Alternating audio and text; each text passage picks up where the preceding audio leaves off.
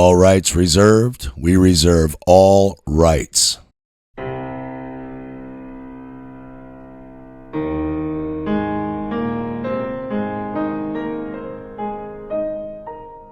Houston, you're going to want to stick around for the ending finale of this film because you definitely have a major problem now. But first, one last time for those still not getting it, there is Vernadsky Base right there on the sea level. See the water? There is Rothera Station right there on the sea level. See the water? No altitude difference between them to affect any sunrise or sunset times. It's called sea level because water doesn't magically curve around balls. Like everywhere else on Earth, the sun rises in the east and sets in the west in Antarctica. It's no different for these two bases on the alleged Antarctic Peninsula. The globe model says that is because these two bases are spinning from west to east towards the sun. So the sun would have to rise first at the most easterly base, Vernadsky first, and the most westernly base, Rothera, second that morning. And then later that afternoon, the solar noon, where the sun is closest to each base on the Tropic of Capricorn, would also have to be closest to the most easterly base, Vernadsky first, and then the most westernly base, Rothera second. Pretty simple. The Flat Earth model says both bases are sitting still and the sun is coming towards them around its tropic latitude rotation from the east to the west, but still has to reach the most easterly base, Vernadsky, first in the morning, then the most westernly base, Rothera, second, just the same as the globe model. Equally later that day, it's solar noon, not the preceding light that lights up the morning, but where the actual white-yellow visual ball of light in the sky, we call the sun, also has to reach Vernadsky to the east first, before it reaches Rothera to the west. Just like the sun or morning dawn cannot rise in Los Angeles or Chicago in the morning before it rises in New York City, and Los Angeles and Chicago cannot and do not have their solar noon before New York City. Pretty simple. And since I've never been to either base, you've never been to either base, and Jaron definitely has never been to either base, we have to just blindly take the word of the software I debunked in the last film. So we're all on the same page. Here's how to read a latitude and longitude map. On a globe model, any location north of that blue equator line will start getting higher and higher numbers from 0 to 90 and be called north latitude, like here. Any location south of that blue equator line will start getting higher and higher from 0 to 90, but be called south latitude, like here. Anything east of that red line, called the Greenwich Meridian Line, will go from 0 to higher and will be called east longitude, like here. Anything west of that red line will obviously go from 0 to higher and be called west longitude, like here. On the flat Earth map, anything outside of the red equator circle is south latitude, still going from 0 at the red circle to 90 at the outer edge of the ice wall. Anything inside the red circle is north latitude. Anything on top of the yellow Greenwich Meridian Line is east latitude. Anything on the bottom is west latitude. The Americas are in the west. Asia, Russia, Australia, etc. are in the east. Pretty simple. Again, 30 west, 45 west, 60 west, etc. That means 64 degrees west longitude is still 4 degrees more east than 68 degrees west longitude, which we're told Vernadsky is 64.15 degrees west longitude, which is 4 degrees east of Rothera's 68.07. And the closer you get to the outer ice wall or alleged South Pole, the south latitude numbers go up from 0 to 90. So Vernadsky's 65.14 south latitude is 2 degrees more north of Rothera's 67.33 south latitude. Remember, they're both on sea level. Remember, the sun always rises and travels from east to west on both models, so no different than New York City to Chicago or Los Angeles. The sun must rise first at Vernadsky in the morning before Rothera to its west, and solar noon must also appear first at Vernadsky before Rothera. And yet, as I pointed out in the film, every single day the impossible is being claimed, that the sun rises in the west in Rothera, marked yellow first, from 55 minutes to an hour and 15 minutes before Vernadsky in the east, marked purple, but then somehow magically turns around, doubles back, and gets closest to Vernadsky at solar noon, 16 minutes before Rothera, just as it should. If you believe the sun can rise in Los Angeles or Chicago in the west before New York City in the east, I'm sure some scammers have a luxury condo to sell you in the Florida Everglades. And it's not some trivial one-off clerical error. It is consistently claimed happening all year, including the month of November, when they claim Rothera suddenly starts getting 24-hour sun periods on the 28th, while Vernadsky doesn't. Hit pause and see for yourself. And also in January, when they claim Rothera finally doesn't get a 24-hour sun. Remember, Vernadsky never claims a 24-hour sun period. Even when we look at Rothera base on timeanddate.com as a cross-reference to dateandtime.info, November 27, 2024, and all dates in November preceding its alleged 24-hour sun, it has the sunrise at 2:04 a.m., which for starters should not be a half hour later in inaccuracy than dateandtime.info's 1:34 a.m. sunrise. But we have the same problem. Rothera is west of Vernadsky, not east. So the sun cannot rise in the west at Rothera 45 minutes before Vernadsky's to its east, or an hour and 17 minutes before, depending on whose data you choose to believe. And yet, they get their solar noontime at 1:20 in the afternoon, the exact same as date and time for Rothera, and 16 minutes after Vernadsky in the east. The sun does not come up in the west first and then double back in the afternoon to be closest to the base in the east first, as it should. Nor does a 16-minute solar noon gap turn into a 45-minute to hour and 15-minute sunrise time difference, as I'll show you why. And the same happens again in January on the 14th, the date both sites at least finally agree Rothera allegedly leaves its alleged 24-hour sun period. Timeanddate.com alleges a 2:23 a.m. sunrise for Rothera, now only late by 13 minutes from dateandtime.info's 2:10 a.m. sunrise, when it was 30 minutes late after November 27th, but again, Rothera is west of Vernadsky, so the sun cannot rise at Rothera at 2:23 a.m.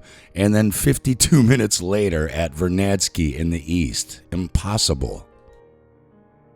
Once again, timeanddate.com lists solar noon for Rothera at 1:41 in the afternoon, identical with dateandtime.info, 15 minutes later than Vernadsky to the east, as it should, and again, the sun does not come up in the west first and then double back in the afternoon to be closest to the base in the east, as it should.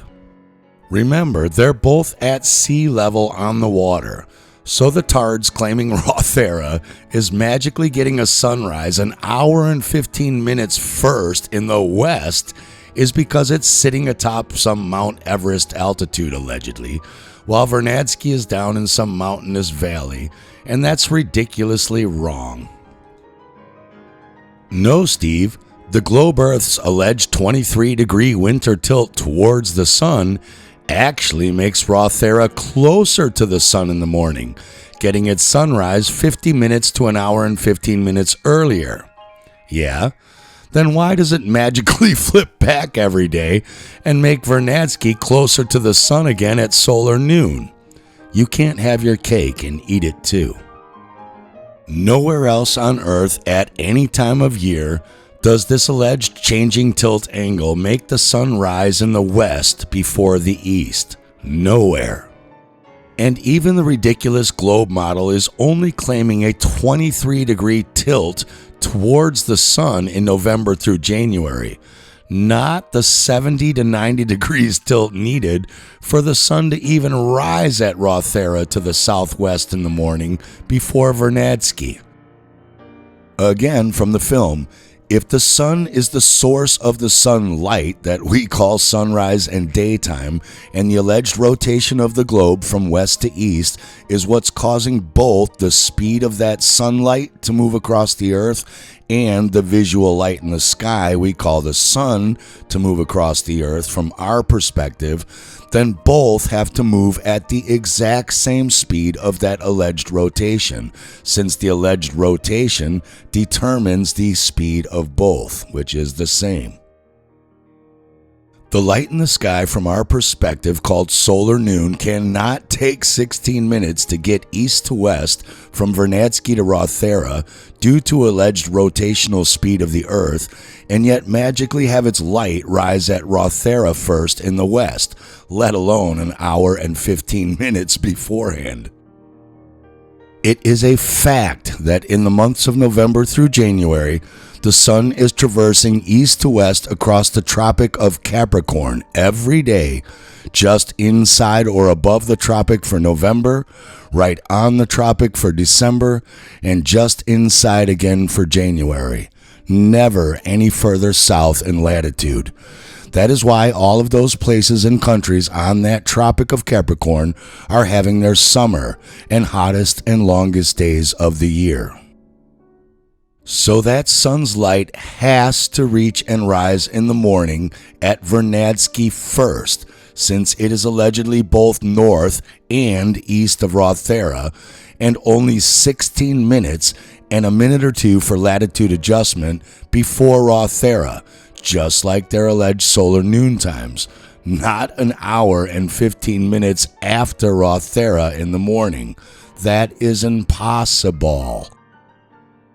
While there's no way to even possibly rectify that, the closest you could even come is if the sun started moving along this path instead of the Tropic of Capricorn, meaning the Earth would have to flip to 70 to 90 degrees, and Australia, New Zealand, and the southern tip of Africa would now be at the North Pole, frozen in the dead of winter, instead of having their hot summer months. By the way, some people have rightly suggested that bases' altitude differences might be a factor for these wildly different alleged periods of 24-hour sun days, as well as the wildly off day lengths for these bases in the same latitude. Remember, what happens in latitude stays in latitude. So bases on the exact same alleged latitude ring or very close to each other in latitude must have the exact same or nearly exact same length of alleged 24-hour sun days in a row, starting and stopping on the exact same dates as each other. And even though their sunrise, sunset, and solar noon times must vary from each other, since they aren't right next to each other, their day lengths on the dates they at least agree there is no more alleged 24-hour sun must be exactly or nearly exactly the same as each other. It cannot be any other way on the globe. And as we see, Rothera on the far left shares identical latitude to Mawson Base and nearly identical latitude to Molodesnaya, Casey Base, and Mirny Base. And as you can see, there is barely zero altitude difference between them other than 100 measly feet, as they are all on the coast and at sea level together. See for yourself, pun intended. Rothera, Mawson, Molodesnaya, Casey, and Mirny up on a 100-foot ice shelf, give or take. So sea level is sea level, aka zero level elevation, aka there's no friggin' altitude difference between them. And since there's also 0 to only 36 miles maximum latitude difference between them all, and what happens in latitude must exactly match everywhere else on that same latitude, there's no friggin' way their alleged dates of 24-hour sun could start November 28th or 29th or 30th at 1. Nobody can even agree. Then November 28th or maybe 30th, but not the 29th at another base with identical latitude. Then November 29th at a base even farther north latitude that can't possibly start a day before two bases further south latitude on November 30th. And then the next one start 5 days later on December 5th, and the next one December 7th, or is it 10th, 12 days later than Rothera on the same latitude? And when does this alleged 24-hour sun period end for 5 identical or nearly identical latitude bases? January 3rd, 5th, 7th, 11th, 12th, 13th, 14th? That's a 3-day discrepancy for 2 identical latitude bases, Rothera and Mawson, and an 11-day difference total for bases less than 30 miles latitude difference from those two, all on sea level. And again, their day lengths cannot be off from each other by an hour and a half or 2 hours in worst cases, or even 10 to 15 minutes for Rothera and Mawson on identical latitude and sea level. What happens to one base in latitude must exactly happen to other bases on the same latitude circle. Day lengths, start and stop days of alleged 24-hour sun, all of it. Not this. But here's where this gets really interesting. Let's look at these bases on the Gleason flat Earth map, as there are a lot of people parroting the same orchestrated narrative that the final experiment disproves the Gleason map. I beg to differ. Just to show you how to read this map, the red circle is the equator, and you can see the south latitude rings go out in 15-degree increments, with roughly 7.5 degrees marking each midway between 15, 30, 45, 60, 75, halfway between that being roughly 67 to 67.5 degrees south latitude, where the coast of the ice wall mostly is in this part. That number might look familiar to you. Then here in yellow is the Greenwich Meridian line, so east longitudes start here on the right at 0 and go up and around the top to the left opposite. And west longitudes also start here on the right at the same spot and go down and around the bottom to the left and end the same. And you can read them here on the edge. They're also mapped in 15-degree increments, so 0 is here, 15 degrees east is upward, etc., 15 west is downward, and around they each go. The time zones are also there, GMT or Greenwich Mean Time plus 1 hour, etc. east and up and around, or GMT minus 1 hour, etc. west or down and around.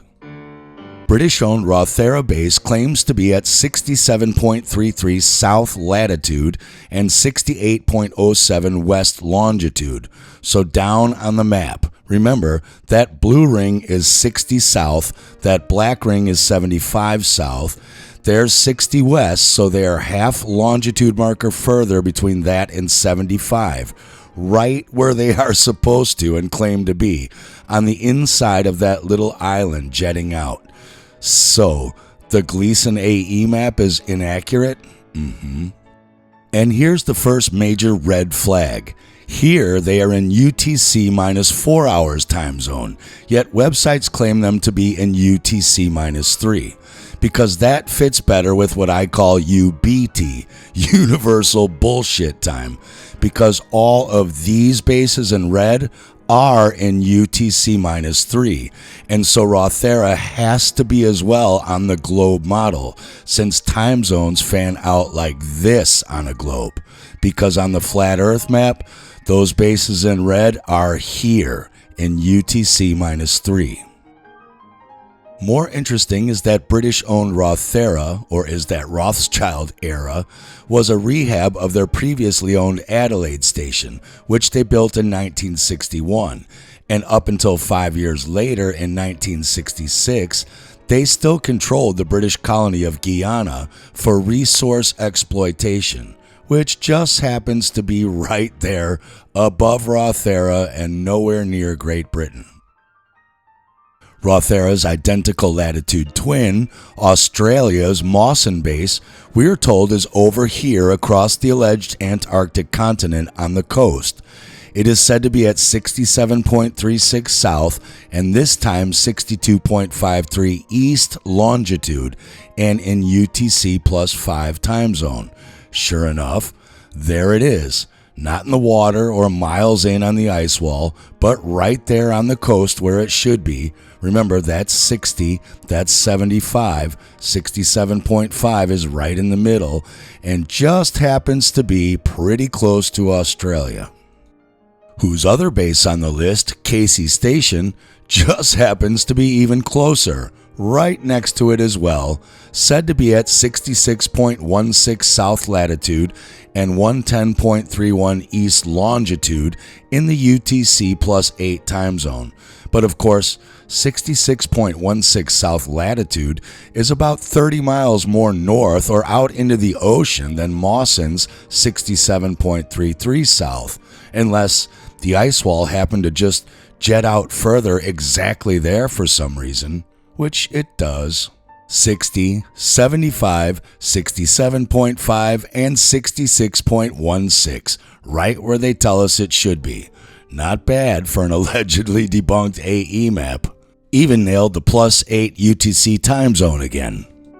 Of course, just like Australia's Casey base, Russia's Mirny base would also have to be on some weird peninsula sticking off the ice wall, because at only 66.33 south latitude, it too should be about 30 miles short or north into the ocean from the normal ice wall coast at 67.3 to 67.5 south latitude, where Rothera and Mawson sit. We're told Mirny is at UTC plus 7 time zone at 66.33 south latitude and 93.0 east longitude. And would you look at that? What are the bleeping odds that Gleason nailed it again? And also pretty convenient to get to from Russia, as is Russia's other base, Molodezhnaya Station, which we're told is here. And since, like Rothera and Mawson, Molodezhnaya is on that ice wall coastal sweet spot zone of 67.33 to 67.5 south latitude, itself at 67.39 south latitude and 45.5 east longitude, we'd expect not to see any obtrusion jetting out. Nailed it again. Even when we look at things like New Zealand's Scott Base and America's McMurdo Station, literally right next to each other, we're told they're on this little bump jetting out of this inlet or bay. Suspiciously, Google Earth satelloons have great details here, but then all of this is worse graphics than the first Atari games. Why don't they have details for that?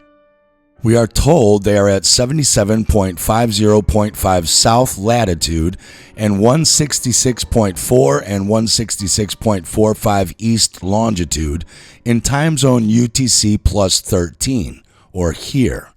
But on the Gleason map, there is no plus 13 time zone, or at least didn't used to be.